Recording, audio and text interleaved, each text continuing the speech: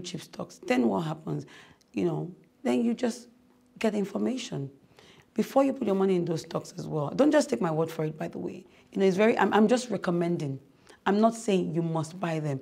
Understand one thing. As a broker, I am not allowed to tell you what to buy. I am just giving you my view on what to buy. You need to find a firm that offers research. When a firm offers research, you can look at the research report and read it and digest and understand it. Now, that is very important. Then you also need to look for market information. What is market information? Market information simply tells you how the stock is performed or how the stock has performed by way of pricing, by way of trading patterns over the years. You need both of them. You need market information and you also need research. Now, what does research tell you? Research just tells you how the stock has performed over the years, as well as how the stock compares to its peers in that industry. It also looks at the industry as a whole and gives you a view what is going on in that industry. Are there government policies that will affect the industry or not? Are there government policies that will make the industry look more attractive or better? You need to know. You need to be informed in the market as to what to invest. You need to be informed in the market as to what to invest in. You need to do your homework, guys. Do your homework, read the research report, do market information. Without those two, I really can't help you. You need to do the work. Brokers are not allowed to tell you what to do.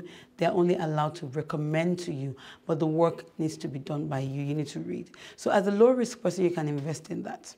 Now, when you've done that as a low-risk person, then what does a medium-risk person do? Now, a medium-risk person is someone that says, you know what, actually, I don't mind some blue-chip names in my portfolio, but I want some companies that look seemingly like, people don't really, you're looking for that company where it's not everybody doing it, everybody investing. You're just wondering, why is nobody looking at this stock? So to invest in a stock that is not a blue chip company, you may need to do a bit more work. You need to dig a bit more. You know how it is when you're looking for treasure. You need to dig a bit more and say, hang on, this company, it feels like nobody's really looking at it. How can I be a part of this company? How can I engage in this company? That's when you now go in and look away from the blue chip names and start looking through and saying, what stocks can I invest in? Not blue chip names, but that will offer me a good return over the period of time.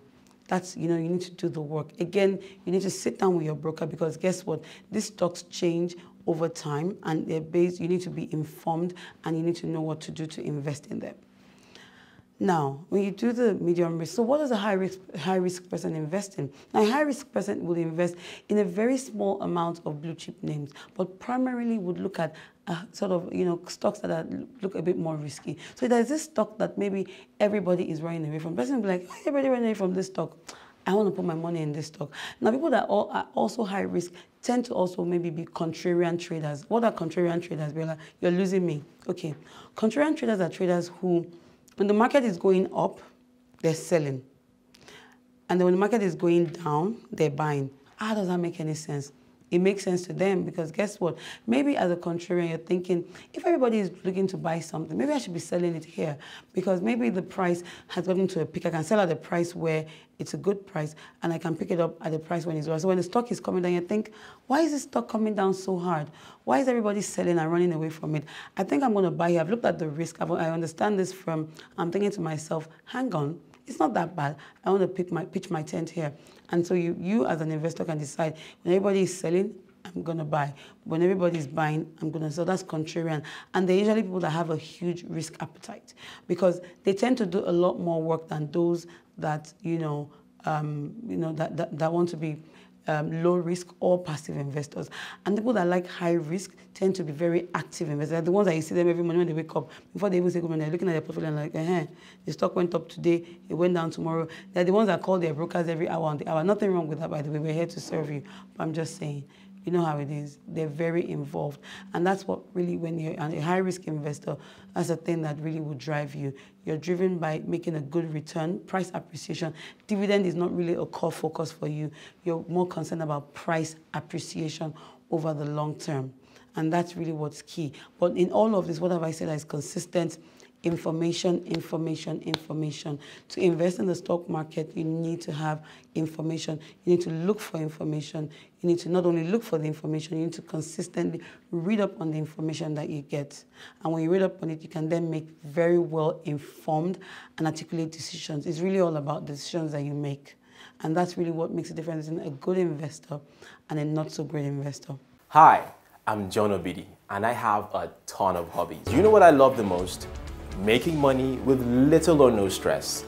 Using the iInvest app, I can invest my money in treasury bills and watch it grow in value. You can get started with as little as 100,000 Naira or as much as 100 million Naira. Download the iInvest app from the App Store and the Google Play Store, create your account, and make your first deposit. So somebody would ask, okay, well, you know, I want to invest in the market, but I'm not sure. What if something happens? My broker does something, you know, I don't get my money back. Let me backtrack here. Remember I said to you, every broker licensed by the Nigerian Stock Exchange and by the Securities and Exchange Commission of Nigeria is worthy and qualified to serve you. Now, things happen. I can't say that things don't happen. But what happens to you in the event of that? We have the Investors Protection Fund that was established under the Investment and Securities Act of 2007 that is here to protect you. Now, you can make your case to the Nigerian Stock Exchange and to the SEC, and they would look at it, and then they would, you know, take appropriate steps. So don't worry about that. That's not enough reason for you to fret. All right? It doesn't change. Do not, because of that, say you won't come to the market. I'm looking out for you. Now, some people ask all the time, oh, dividend, I want dividend. They didn't pay dividend. Listen, dividend is not everything. Depending on what kind of investor you are, your level of interest in dividend would differ. If you're a retired person or you're in a low risk and you're investing in blue chip or you have a low risk appetite, dividend payment becomes important to you. If you're someone that likes risk, dividend payment is negligible to you. So depending on what kind of investor you are, the dividend that you want to earn on your stocks or securities that you invest in would vary. So if you're low risk, dividend is important. So look for companies that have a high dividend yield, and that can range from anything from 7 to 10%. Look for companies that pay that range.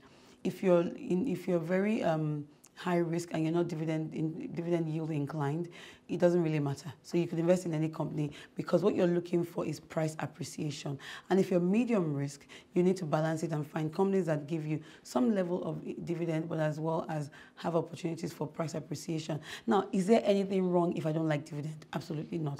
I'm not hot on dividend. I don't mind it, but I'd rather price appreciation. That's just my own personal preference. What's your personal preference?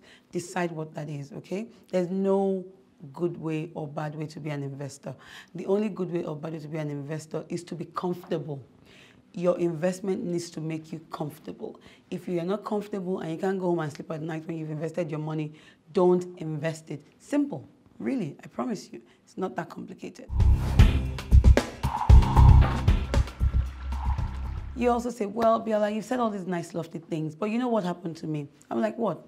In 2008, I invested, the market had this whole, there was a bubble, I lost all my money, the stock market went down, I'm not happy, I'm not coming back, I'm not even looking at my stocks anymore, I don't even want to hear about the stock market. What does that even mean anymore?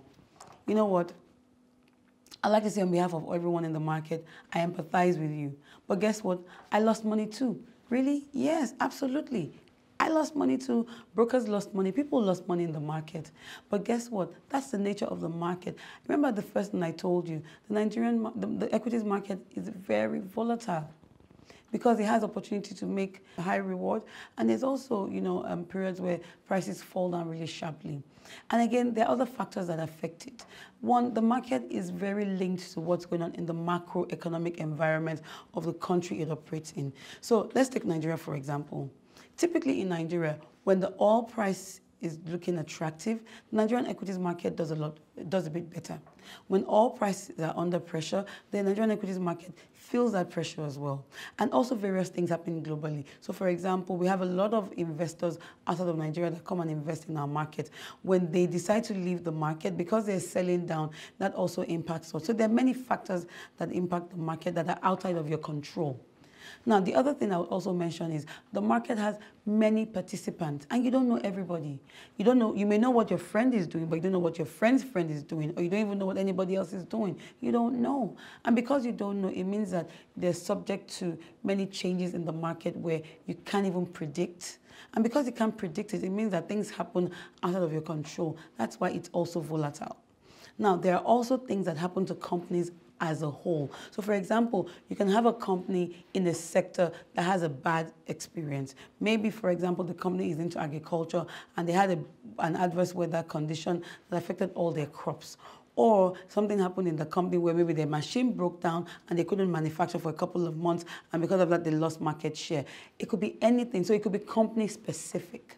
It could also be industry specific events. For example, maybe government introduced recently a tax on drinking alcohol or whatever that's affecting the industry.